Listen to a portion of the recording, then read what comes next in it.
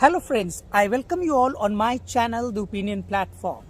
Today is very important day for the history of Bahujan movement. Today is the birth anniversary of one of the giant Bahujan icon, Manyavad Kanshiram. On 15th March 1934, a boy was born in this country full of injustice on the basis of caste, creed, race, gender, and the most dangerous of all discrimination in India is still the caste. And that boy later on came to prove himself through his sheer struggle, Manyavad, for the Bahujan movement. This Manyavad diction is used for this icon whose name is Kanshiram. Manyavad Kanshiram has struggled immensely in his life. He has fought for the equality, justice, fraternity for all those people. Manyavad Kanshiram is known to have sacrificed his life. To speak on Kanshiram, today we have a scholar, a very important student leader and scholar, Dr. Chandra Sen. Chandra Sen, I welcome you on my channel. Thank you. All of us know that India is going into General Assembly election, Lok Sabha election in 2024. Lok Sabha election is approaching. Today at 3 o'clock, Election Commission of India has said that press release or press conference will be done in which the final dates of election would be declared. And after the declarations, all political parties, political individuals and whole country would in a way be geared up to participate in this the festival of democracy called election.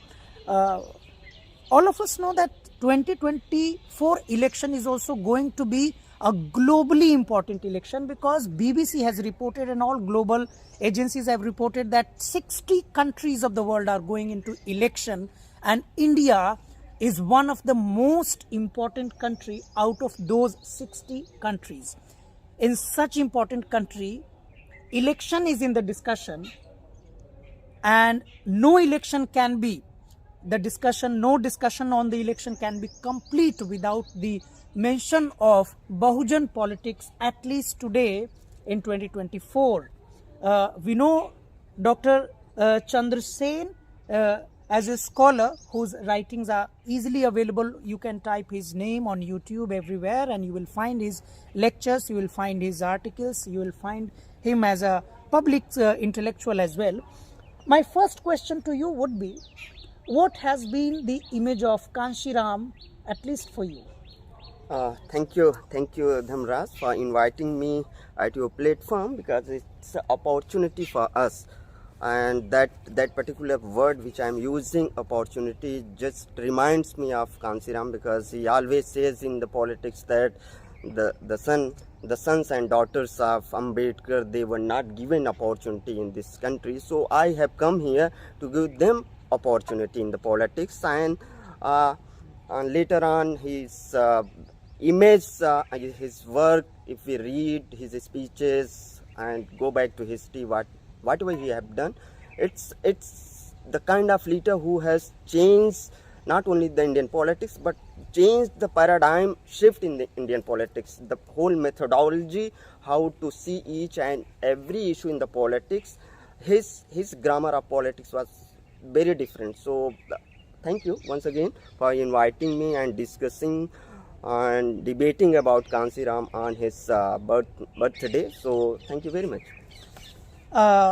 Before we speak at length about Kanshiram, it is very important even for my audience to get to know a little bit about you, that how is it that scholars like you who come from the place which is otherwise known to be a very small place called Kaushambi, right? Kaushambi is a near district by the side of Allahabad, I would say. And then you have done your schooling, as you have just informed me, from Navodaya Vidyalaya, which is a very prestigious model of education in India. My question to you, that despite belonging to the marginalized community, or I must say caste, how did you end up in 2004 at a prestigious model of education, Navodaya Vidyalaya?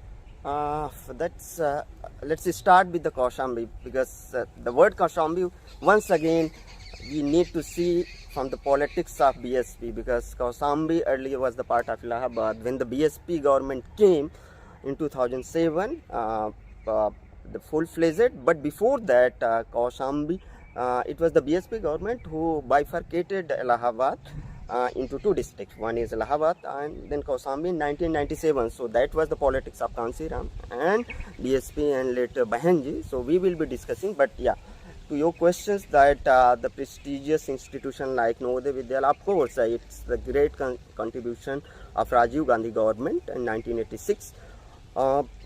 It was at that time, because in 97 when I entered to Navodaya Vidyalaya, it was very much unknown to society like us, from where we are coming. But of course it comes from my father's side, because my father was the first one who entered Allahabad University from the village, from across the caste and religion, 1984 onwards. So he was the student of Allahabad University. He was living in the hostel, so he had this knowledge of education, the importance of education, and through that he tried to give us the best education. And that what happened in later days, that the form came, we filled, we entered into the entrance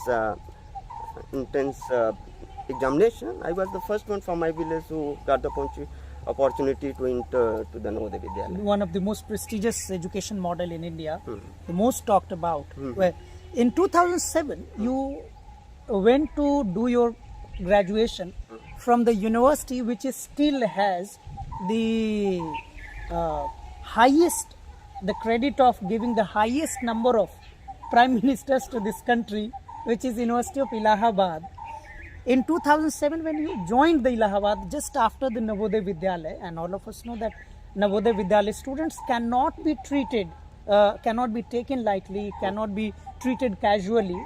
So how would you recall your graduation days in Allahabad University? Yeah, that's because since we are talking about the Navodaya Vidyalaya education system, so when I got my degree in 2004, then I filled a form, entrance form for University of Allahabad. So the entrance exam date was approaching. Then one of my village member, he asked me that how many universities you have applied for your entrance. So I said only Allahabad University.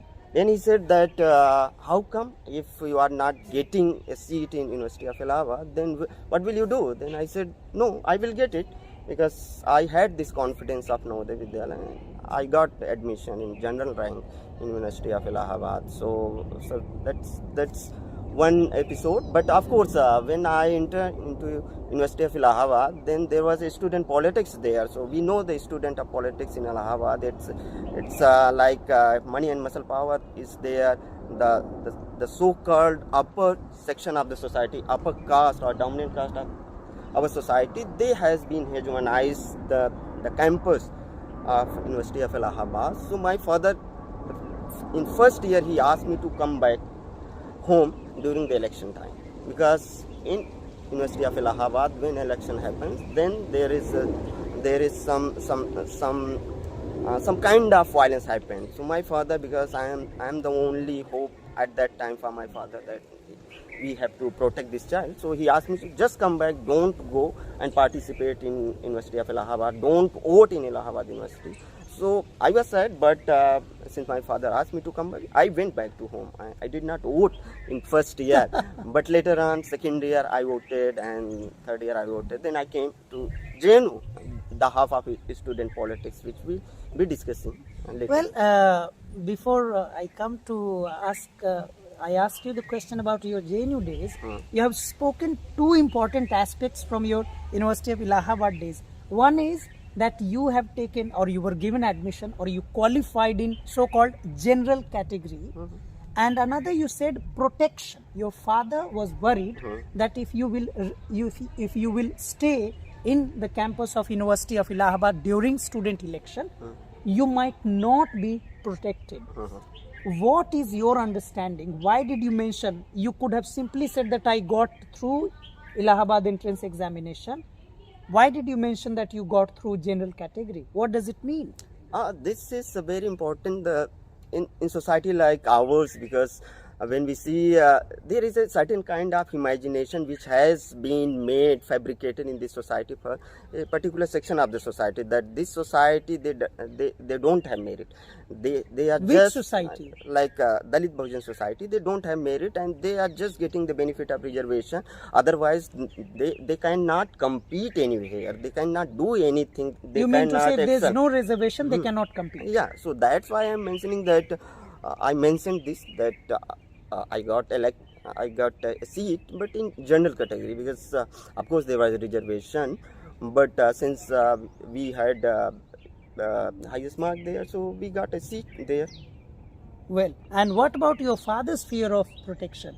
My father fear, because because he lived there. He was the student of that university, so he knew the history of that university. He knew the place.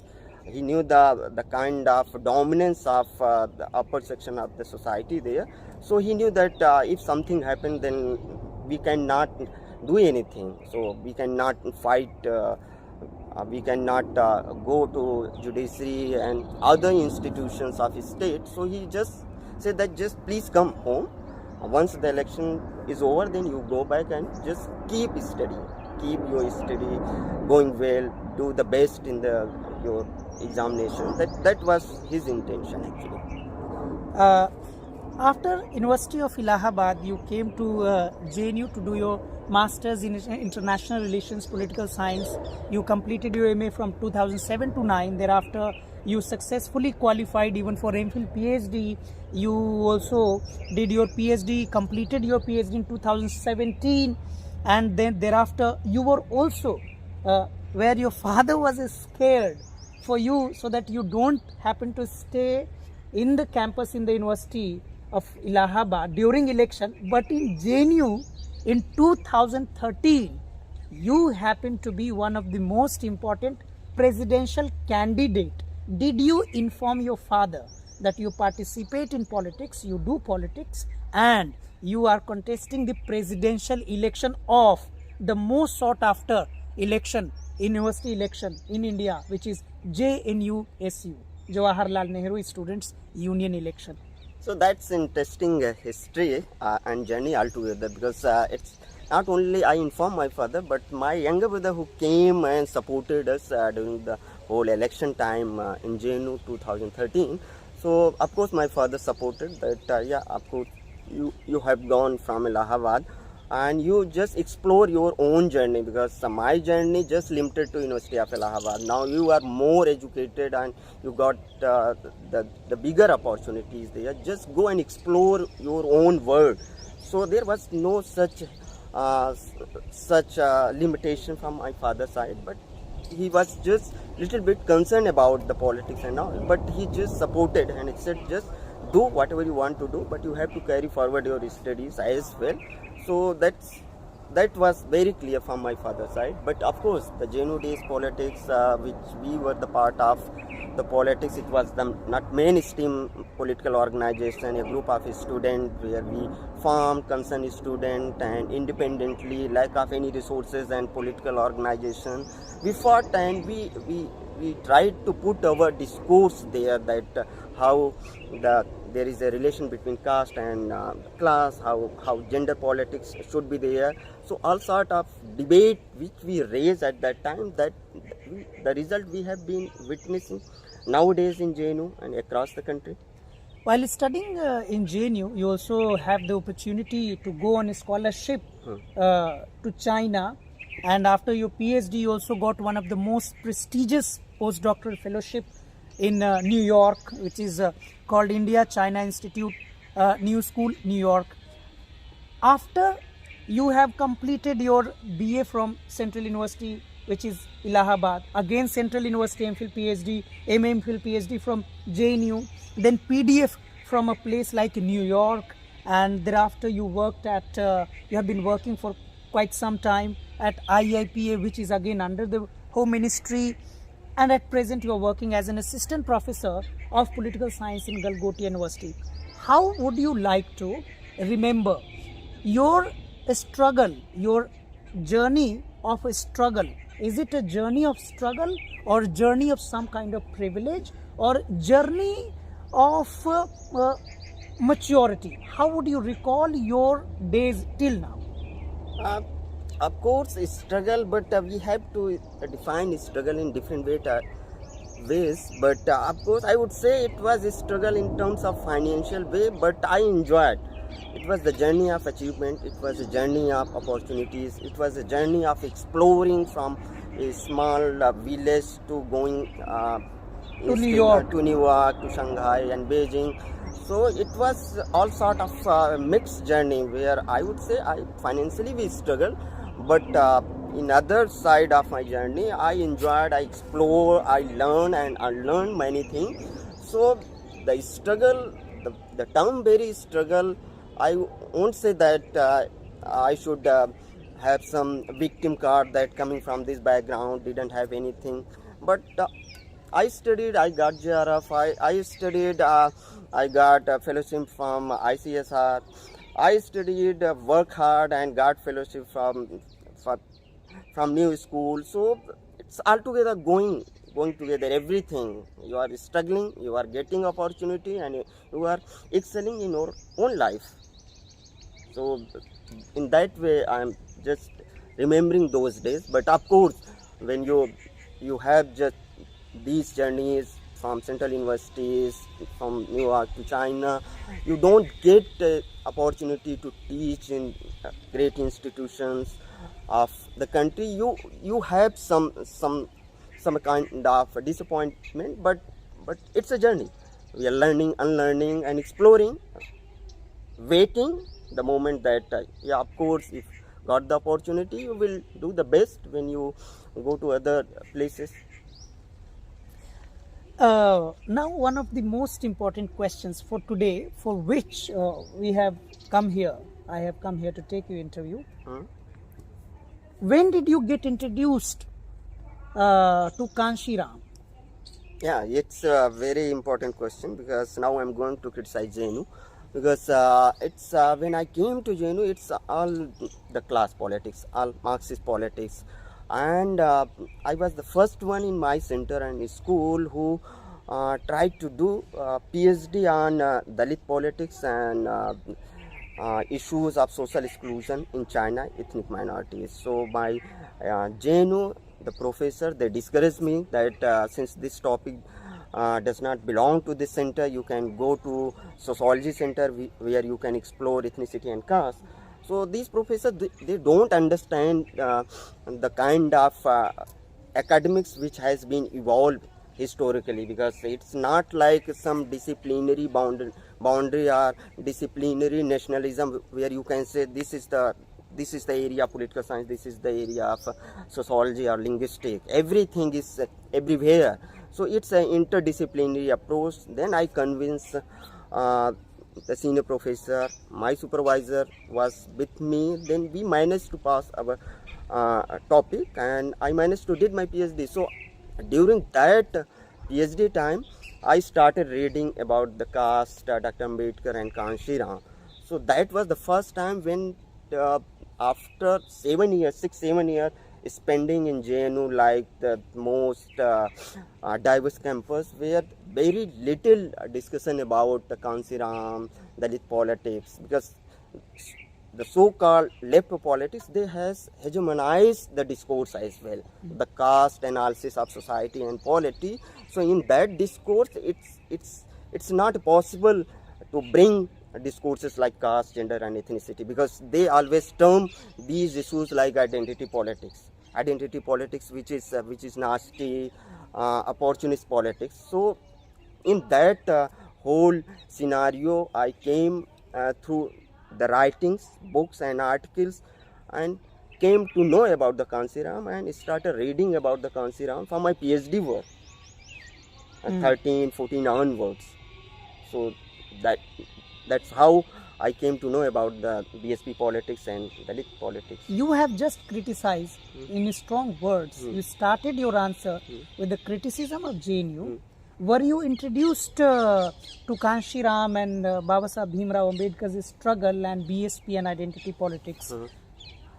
Honestly, if you think about the percentage of introduction, how much percentage you were introduced when you were just in graduation? Yeah, graduation is also very interesting thing because we were the student of political science at University of Allahabad. I remember that my political science professor who was teaching a paper of Indian political thinkers, so he taught Gandhi, he taught Manu, and he taught Gandhi and Manu for whole semester. And last day he says that there is no time left and there is Ambedkar left to teach. So there is nothing to teach about Ambedkar. You just go and read about Ambedkar, then the syllabus is over. So in this way, this man, he completed the whole syllabus without teaching and introducing about Ambedkar. So that was a disappointment for me. But later on, when I came to JNU, through other teachers and attending their lectures, I started knowing more about Ambedkar. But Kanshi Ram, still there was some time to read and discuss when I started about my PhD. Then after 4-5 years spending times in JNU, I came to know about the Kanshi Ram in full length. Basically, you were saying that despite being a student of political science in the university like University of Allahabad, Jawaharlal Nehru University, you were introduced quite late to Kanshi Ram.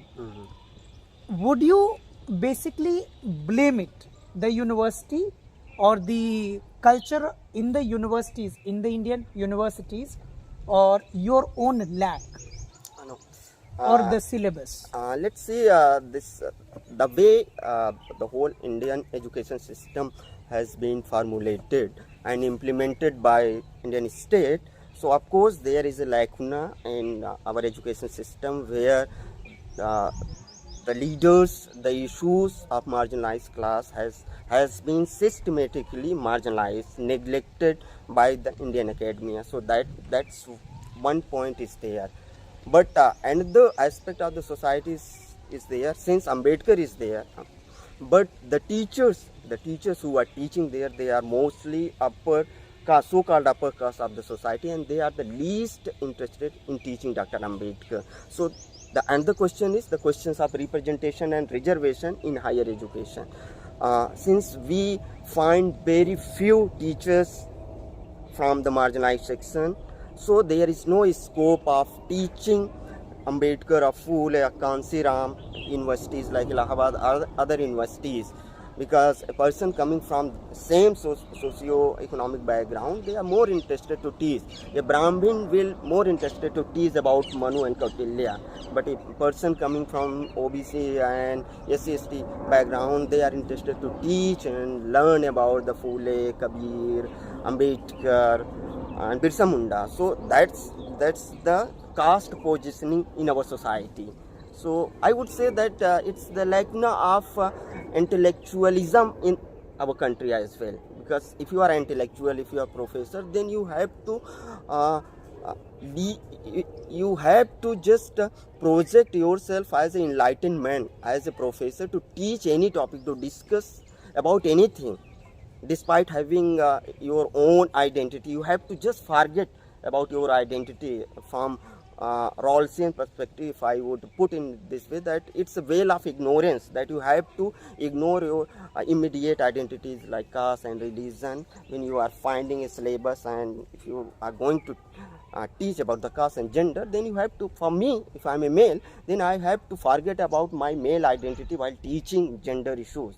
So I have to teach honestly what the gender issues are. I don't have to remember about my male identity or caste identity or religious identity. So that is also a lacuna in whole intellectual tradition of India. Okay, you have referred in your answer identity politics as nasty and opportunist. So when you call this identity politics as nasty and opportunist, what do you exactly mean? Who believes this? Is it your belief or is it your experience? How do you see this?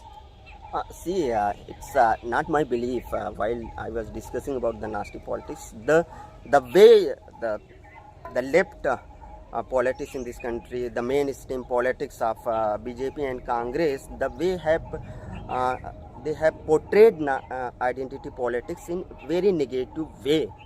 Uh, if we trace the history of Indian politics, there was a hegemonic era of Indian National Congress, Rajini Kothari and all. They have just termed that Congress has become a system. That's why the marginal issues, it was not possible for marginal issues, the issues of identity for that matter, to come up. But 60s and 70s onward, when there was decline of Congress, then regional parties and their issues they came up. The leaders from marginalized section, they came into the politics. So my understanding of identity politics is the politics which talk about the identity of a particular section.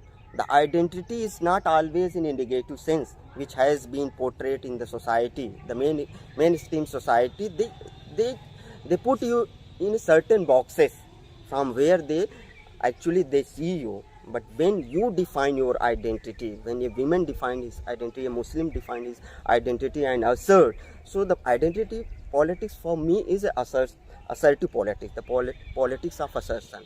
Identity politics for me is the politics of representation, the politics of spaces, the politics to redefine everything in the society, which the mainstream society has portrayed other section of society. So bringing the marginal issues, bringing the issues which has been systematically marginalized in the society into the mainstream politics is, for me, it's identity politics.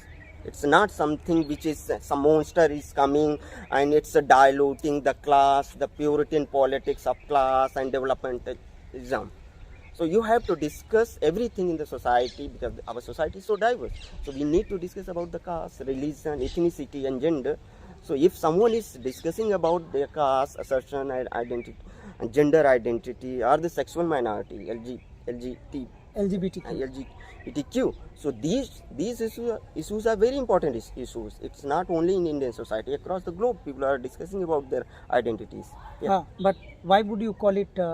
In which context do you think it is called as nasty and opportunist? Who called it? The left and the Congress and the BJP, they always says that since we are discussing about the Kansi Ram, when the Kansi Ram and BSP came into the politics, they says that since Kansi Ram came and caste came into the politics, the casteist politics has been started. It means they were assuming that from Nehru's time, it was so much the secular politics was there, so much it was, so the politics like some pure thing were happening. Now the caste has come into the politics. The caste politics, the issues of caste was very much there during Nehru time, Indira Gandhi time, even BJP time today. So it's how would you see? If some issues are coming, then you say that it's the caste politics has come through Kansi Ram and BSP. So it's a wrong way of portraying Kansi Ram and BSP or any political parties who raise the issues of caste discrimination or social discrimination in the society. Okay, you have been attacking left politics, the communist politics, so to say directly. Do you think that Ambedkar and communism, the politics of communism, both of them are enemy of each other, adverse, opposite? If we try communism and Ambedkarism, how would you see? Communism and Ambedkarism is, if we analyze the writing of Dr. Ambedkar and speeches of Dr. Ambedkar, Ambedkar says that there is a difference between my politics and Marxist or communist politics is the difference of means, ways and path. The end is similar. In other words, when he says that the Marxist politics is talking about the revolution and the bloody revolution and the dictatorship of proletariat, Marxist Babasaheb Ambedkar, he differs from that point. And he says that we need a society where where the nationalization of land and national property should be there, nationalization of education, even Dr. Ambedkar talked about. So he says that I'm aware of the kind of end socialist society, a communist society Marx has dreamt of. Ambedkar wanted that, but the way Marxist the path they were following, there was a difference between Dr. Ambedkar. That Ambedkar did not want violence. He wanted gradual change in the society. He wanted a peaceful revolution within the society. Gradually evolve. State will serve the purpose of changing the society and modernizing society. So that's the one difference which Dr. Ambedkar we can see from his writing from Buddha or Marx.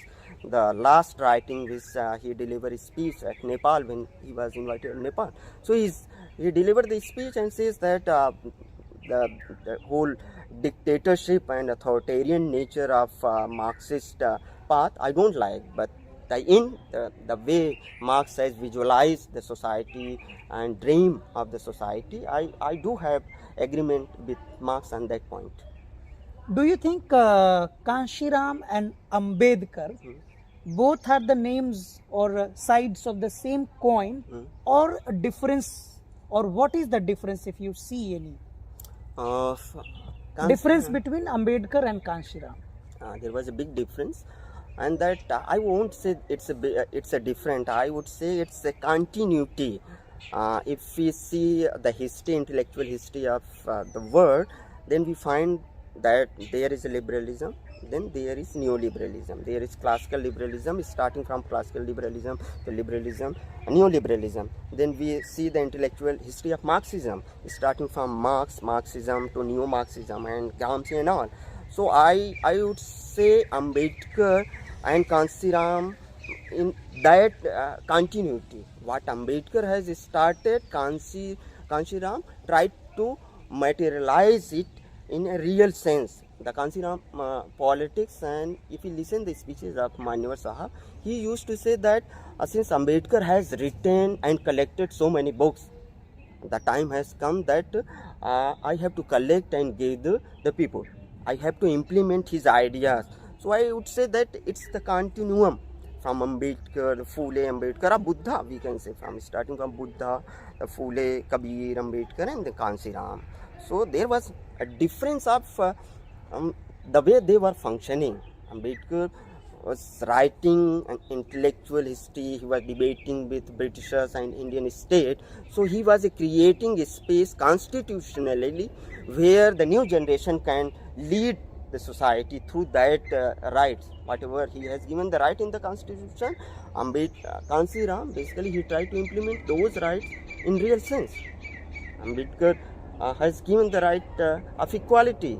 So he wanted to bring those rights in the politics, where he says that बाबा साहब के बच्चों के बिना मैं देश का शासन चलने नहीं दूंगा. So Kanshiram wanted equality in the politics as well. Why BJP and Congress and the dominant community, they will become the ruler of the society, they will continue rule the society. Why can't Dalit Bahujan, they can rule the society? So whatever Ambedkar has conceptualized, understand and written in the constitution and book, Kanshiram was just trying to implement those things in a real sense. Okay, so do you mean to say that somewhere Ambedkar conceptualized the rule of all sections of society, kind of equality, egalitarianism in the society, but Ambedkar failed and Kanshiram succeeded? Let's see, Dr. Ambedkar has different, if we see Dr. Ambedkar, I would say Dr. Ambedkar in different phases. Dr. Ambedkar as a child, Dr. Ambedkar as a student, Dr. Ambedkar as a social reformer, where he was burning Manu Smriti, protesting for equal spaces for public spaces like Kala Ram Mandir and all. And when Dr. Ambedkar into in constitution making, so then there was a next phase where Dr. Ambedkar as a law minister. So at that moment we can say that was Dr. Ambedkar as a administrator. Then Dr. Ambedkar formed political organization. but he could not form a political party. RPI came in 1957 after his demise. What he conceptualized. So last phase of Dr. Ambedkar, of course, he was doing two things at the same time. He was just exploring religion. So last phase, I would remember that Dr. Ambedkar as a religious leader, but later on he was also trying to come with a political party. We can raise the issues of marginalized section, but unfortunately there was his demise. So he could not do or explore too much in Indian politics. He was a man of intellectual knowledge so much. So because of his health, the early demise of Dr. Ambedkar, many things were left. Many things were unexplored by Dr. Ambedkar. But after his demise, there was RPI, a political party came, but that could not succeed. But in 90s, 70s, later on, when Kansi Ram came and he formed BSP on Dr. Ambedkar's birthday, so that we have seen that last 60 years, whatever Kansi Ram learned from Indian politics, learned from Dr. Ambedkar's writings and his activism, he implemented through his policies when BSP came into the power. So it was not a matter of failure or success. It's a delimiting basically. Because we have to explore other aspects of Dr. Ambedkar and Kanshi Ram. So they have different tone. They were debating and acting in different era, and they have different responsibilities. Dr. Ambedkar has responsibility of writing constitution and even equal opportunity and right for the whole masses of the society. He was exploring altogether a religion, so he became a religious leader. So Kansi Ram has different time and era, and he explored different things. You are saying that the comparison cannot be done. Ambedkar and Kanshi Ram both existed in their own time and both struggled almost in their own way, but for the same reason, for the same end. Okay. Now, Lok Sabha election is going to happen. All of us know that India Alliance has been formed against India Alliance, which is run under the leadership of Prime Minister Modi. In India Alliance, there has been a consistent struggle of bringing BSP towards India Alliance. Today is the birth anniversary of Kanshi Ram. What do you think? Had Kanshi Ram been alive, what would have happened? He would have gone towards India Alliance or NDA? I mean, do you think the relevance of Kanshi Ram at all in today's context? There are two things we need to understand the politics of Kansi Ram and BSP in a different way. We cannot use the same methodology and tools to understand Dalit assertion the way we try to understand Congress and BJP and the mainstream politics. If we understand Kansi Ram politics, Kansi Ram do believe in alliances. Kansi Ram do believe to have a greater consensus, but the way Kansi Ram did his politics, he also believed in the politics of pressure group as well. He waited till the last moment and in many occasions in his time and tried to find something from Dalit Bahujan section of the society. He just not going and participating and running for alliance without thinking anything. Whenever he went into alliance with any political formulation, he had clear-cut agenda in the mind, and the agenda of the upliftment of Dalit Bahujan masses, certain policies for Dalit Bahujan masses. It's not that everybody is against Indira Gandhi, let's join that front. Like 1970s we have seen in this country where left parties and Jan Sangh and other section of Congress, they joined against Indira Gandhi. So now everything is the same thing, kind of same thing is going on there. Whosoever they want to defeat the current BJP regime, Modi, they are coming together and they are saying that we have to save this country, so let's unite. What is the basis of unity? How will you share the not only the tickets or the seat, but how will you share the resources of the society when you come into alliance and winning that alliance if possible? So Kansiram kind of politics is different. That since Samajwadi Party, TMC, Aam Aadmi Party, since they are opposing Modi, so they are coming together. But after 1 month, 2 months, there is a dispute. So from Kansiram perspective, always it's not for personal interest or something like that. Since I'm opposing you, that I will come to your alliance. He has clear cut agenda in his mind when he went for any alliances, that how much Dalit Bahujan will be benefited from that alliances. So that is there in Kansiram politics.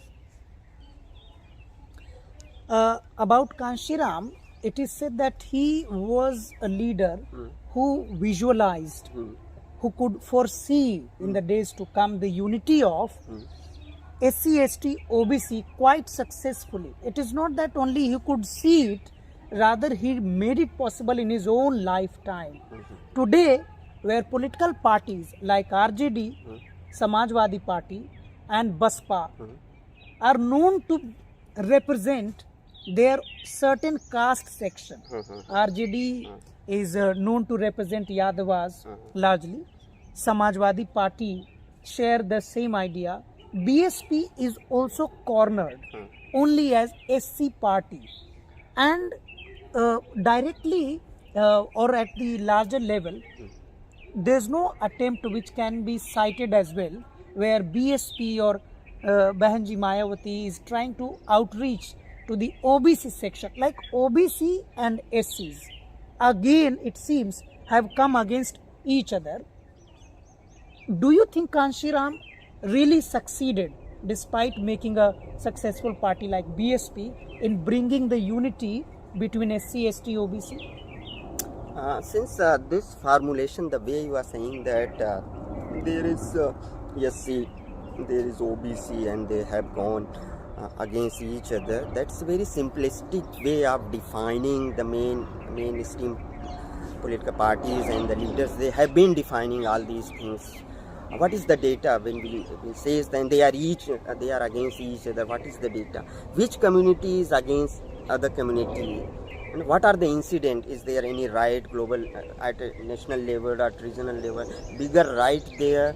Are the intellectual, there is any intellectual differences has emerged that these sections are different, these sections are different? So we need to be very cautious about all these formulation where say there's the SC is going their own way, OBC going their own way, ST is going their own way. So that is also a manipulation. I would say that is also a strategy to divide these all sections. Of course, there is a divide in the society, but intellectually, philosophically, if we start from Buddha to Phule to Kansiram, we don't find any ideological differences. Both society and section of the sections, they are oppressed on the caste line. The dominant communities, they have marginalized them. So economically, politically, everything.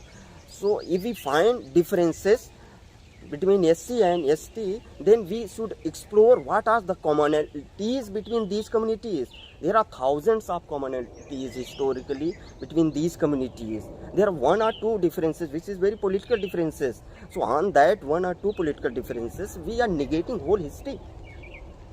There are thousands of commonalities. We find intellectuals like Phule and Kabir, Shahuji Maharaj, everyone is there defining caste, interpreting the whole society. So we leave those formulation and we go very simplistic, and which is very Brahminical interpretation of seeing SC, ST, OBC. So that's one point from my own understanding. Kanshiram notion is what? Of unity. Unity is not, it's a political strategy of 1980s or 70s or 2000. If we read the whole Dalit Bahujan history, there is an appeal. There is an appeal from Dalit Bahujan scholars, philosopher who says that you have a common enemy which is Brahmanism. You have to fight it. You have a common enemy which is your whole the notion of your dignity.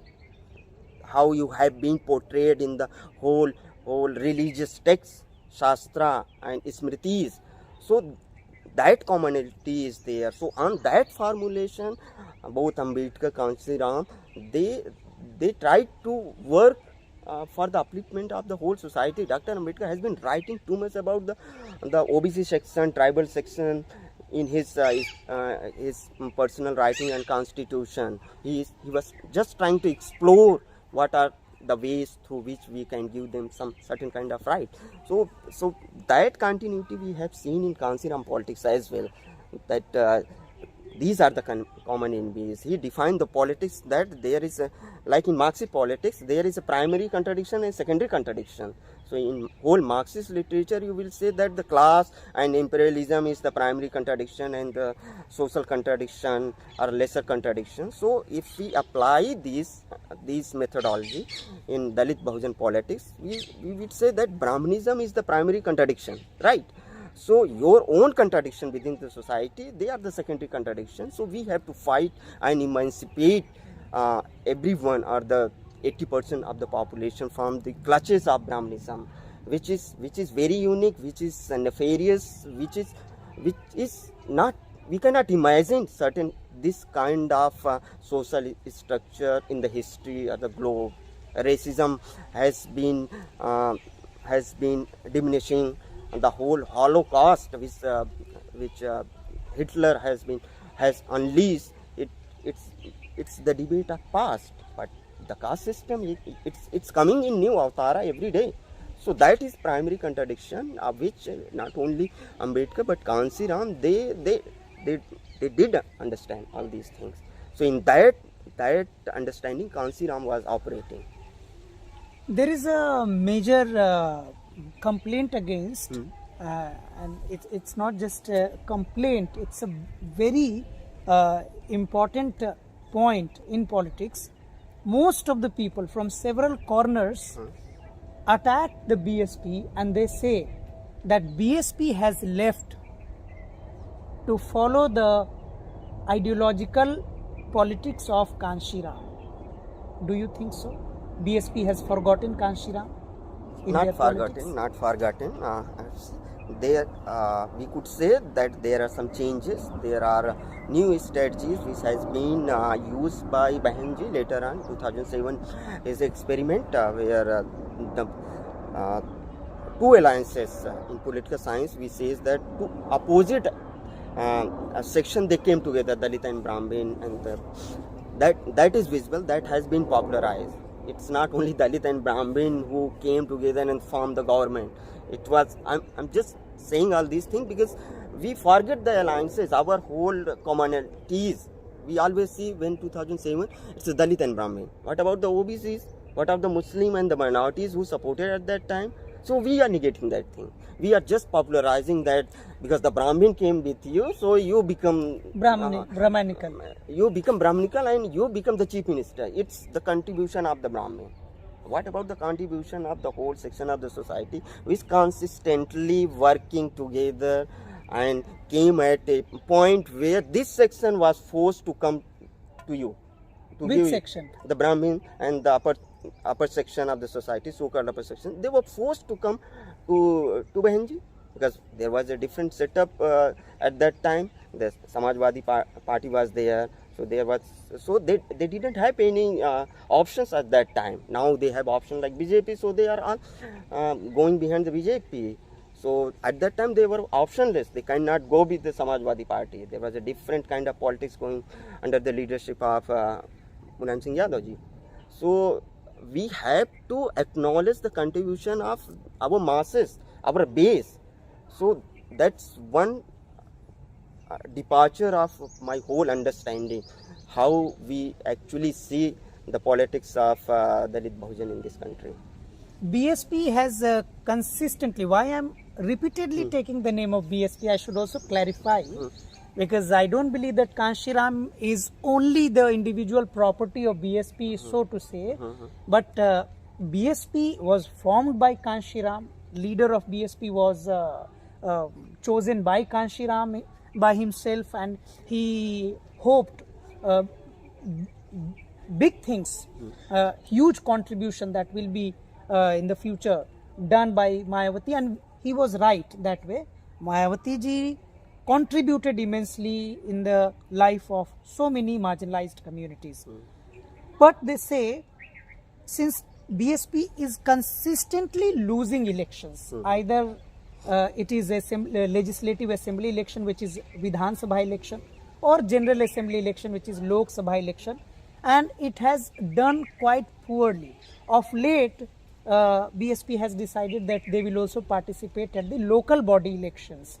For the first time, I think the last time, BSP participated in local body elections. Before that, there is no history. Do you think that Kanshi Ram's politics, his ideology, is dead? BSP, since has become a party, so it is surviving like any random party. Yeah, this has been a criticism of BSP. The way BSP has been functioning for last 1 decade, the kind of politics Bahenji is doing there. Because we have the imagination of Bahenji of 80s, where she was delivering a firing speech, active everywhere at the age of 20s and 30s. So now Bahenji is at 60s. We are just comparing. I'm just trying to compare these things. So, of course, the way she has promoted her nephew Akash Anand as the next party leader of BSP. So, this is a valid criticism. That criticism has been coming up because that is not the style of Kanshi Ram, where because he has chosen Bahenji, and Bahenji is not from his own family, and the kind of politics Kanshi Ram Not even from his state. So Kanshi Ram politics, when he entered the politics and when he left the job in Pune, assistant scientist, and he came into the politics and he decided that I will not open my bank account, I will not marry, I will not go back to my society. So we have seen Kanshi Ram in that way. So now since he left everything and he says that whole Bahujan Samaj is my Samaj, so there is no chance of going back to family, so no affiliation to family. Now Bahenji is going back to family. So that is unfortunate. That is unfortunate. That is not expected by everyone. So that's one issue. But of course, since you have been mentioning about, I was thinking about the losing of Bahenji from Vidhan Sabha to Lok Sabha. I was thinking about which party is not losing after the rise of BJP. Tell me, what is the condition of Congress? What is the condition of left in the politics? What is the condition of Samajwadi in this after rise of Modi? What is the condition of RJD in this country? Which party is gaining except BJP in this country? So why Bahenji and BSP is always targeted? So we have to see all these things, that BSP is consistently losing. It is going to be disappeared. Can we say that Congress party is going to be disappeared in coming times? Can we say? Only BJP is saying that we will demolish Congress. We'll make Congress Mukt Bharat there. Mukt Bharat se. Can any intellectual say that if the same thing happens in the next coming election, the way they are interpreting and analyzing BSP decline, can we say that Congress will decline and decay and it will the party of the past and history? We will go into Tin Murti and find some archival resources and try to do some research on Congress, or RJD, or left, or TMC. So we have to just understand the way things are there, the way intellectuals, politicians and the journalists, they have been formulating and analyzing whole Dalit Bahujan assertions.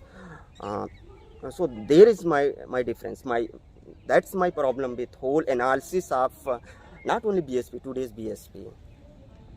If we go back to from Dr. Ambedkar onwards, there is some kind of, I would say it's not a honest intellectual analysis of any Dalit Bahujan leader or political party in this country, especially from the upper, so-called upper section of the society's dominant class of the society. Yeah.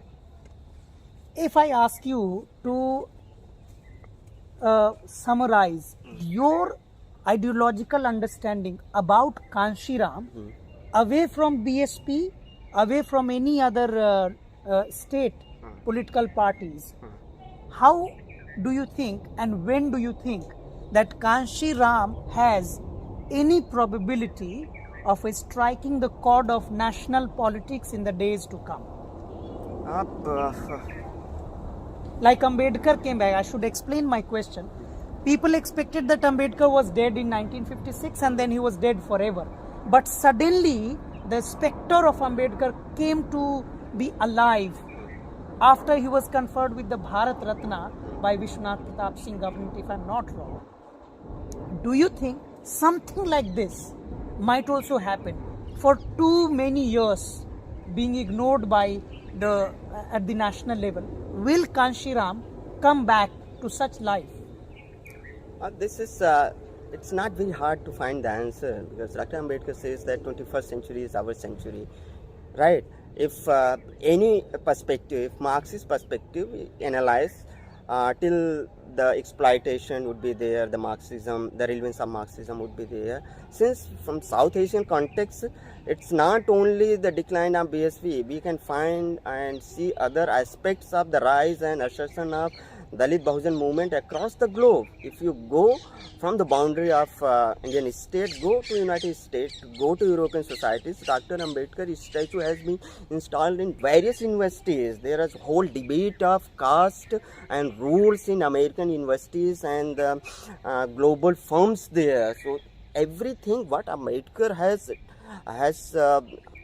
written about the 21st century, these things are happening since this time is the era of the rise of Hindutva politics and the rise of Hindu nationalism. So we could not see other things are also happening. People are there who are writing and doing best, and the whole legacy and the philosophy of Dr. Ambedkar has gone beyond the Indian territory. Everywhere. A few days back, one JNU professor, last year, he has given the writing and speeches to the Chinese universities, and now China is going to research on Dr. Ambedkar. I have been in China in 2017 and 18, where I have seen that in Chinese university, people are interested to know about the caste and Dr. Ambedkar.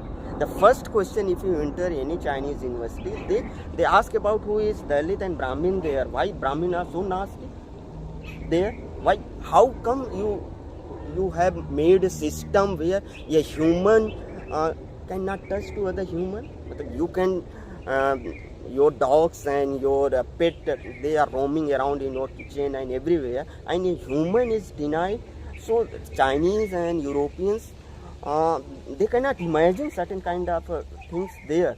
So I look all these things in a global perspective, in a larger spectrum, where I find that Kanshi Ram and Ambedkar, the slogan you can find, the slogan of Kanshi Ram and Ambedkar at the street of Newark and Washington. The whole Rohit Vemula issue, you go and find the most of the protests happen outside this country. They were amazing, the protests, amazing the slogans, the whole portrayal they are bringing together Dr. Ambedkar and Kanshi Ram there. So of course the relevance is more. The society is going to be read more about these leaders in coming days. Last question I would ask, from the perspective, as you have explained to me, that how Kanshi Ram sacrificed his whole life. He left his family, he left his estate where he was born, he shifted to Uttar Pradesh. He was not from Uttar Pradesh. He took a strong vow that he will never return to his family in which he was born. Rather, he served and worked for everybody. Do you think a scholar like you, belonging to marginalized community, if Kanshi Ram would have come to known you, do you think you would have stayed in Delhi, or he would have asked you to go back to your place Kaushambi and struggle there to serve your people while joining active politics? I'll go to the concept of bomb safe as well, because when Kanshi Ram basically mobilizing the working population, the the SC/ST communities, OBC community who were in government employees. So he gathered them, and he says that you have two jobs. You have to work for the society. One is you have to pay back the society, meaning you have to economically pay so that I can run the society. But at the same time, he says that you are the intellectual hub of the society, because you are educated, you are the first generation, second generation who got opportunity to go to university. So you have intellectual knowledge, you have knowledge, certain kind of knowledge, so you have to use that knowledge. I will use your knowledge to mobilize our people. So that's one understanding of Kansiram here. He says that we need educated people, we need certain kind of people who can work in the society at a political front, but we need a certain section of the society who are working for the state, under the state, and there is a family, so their importance is as well in the society. So his understanding of a person who are in the service sector is their importance is of course there. If he sees that we need youth to change the society, then of course he approached many youth like Bahenji. He approached, he was just a student preparing for UPSC, and he approached, although his father, Bahenji father, denied and just scolded him, just go away, but he knew the potential of Bahenji, so he approached many times, and he bring her from that den and made CM of this country, of the largest state of this country. So he knew the potential of youth, where youth has that potential in politics or in academics, or because this is whole understanding of Kansiram, that if you are working in a service sector, you have to do that. If you have potential in politics, then come and join the politics. So that's the whole understanding of Kansiram. To conclude this interview, we have spoken, you have spoken at length. I have asked you many questions about Kansiram, his perspective, his relevance in the politics, either in the state or at the national level. I would like to conclude this interview with the last question, very brief. Do you have a desire to join active politics? Of course, I do have desire, because since let's put it in this way, that because this country is the country of elections and politicians, everybody wants to join the elections, right? So one party leader shifting from here to here, from within 24 hours they are changing the political parties. So we have seen such examples from mainstream political party. The kind of student politics we have done in JNU, that's not the kind of politics the India is facing. It's the opportunist politics where ideology doesn't matter, society doesn't matter. It's your personal ego, your personal benefit, where you can use politics as a platform. But the kind of understanding we have, I would say I have, is quite different from the mainstream politics. The society is there. We need to take care of the society. We should do the certain kind of politics where change is possible. Like we have to go back and pay back to the society, what Dr. Ambedkar used to say always, Kansiram used to say always. So we have to pay back to society. We are not going for our own benefit. So that's my own understanding. So right now I'm teaching, I'm a professor, so I'm happy with my job. But you have a desire. Of course, I have a desire. Friends, you were listening very important interview with Dr. Chandra Sen, and he has extensively done politics since his graduation days. He has almost spent his student life into politics for about 15 to 20 years, I would say, with such a vast experience in politics as a student, as a thinker, as an ideologue, because you have also been invited in previous elections to speak in the mainstream politics, to deliver speeches on behalf of your leader of your locality. It is very important that those who are educated, those who have the desire to serve the society, and those who think that society needs to be taken care properly, irrespective of the challenges faced by the people of the society, they must join politics. At least this has been the tradition, system or practice, or practically Kanshiram did this in his life, as he has said that Kanshiram was a person who used to be always on the lookout for the educated person, honest person, committed person who coming from the marginalized communities. Chandrasen ji, thank you very much. You have spared so important time for this interview. You are so busy. You just get holidays of few days, and in this few days, today is very auspicious day for us, I think. Bahujan icon Manyawar Kanshiram's birth anniversary. So thank you very much. Thank you for giving opportunity. So that's Kanshiram, the favorite word, that since this community has not been given opportunity, so here I am to give them opportunity. So thank you for giving me this opportunity to share my thoughts with your channel. So thank you. Friends, keep watching my channel, subscribe it, like it and share it. Thank you very much.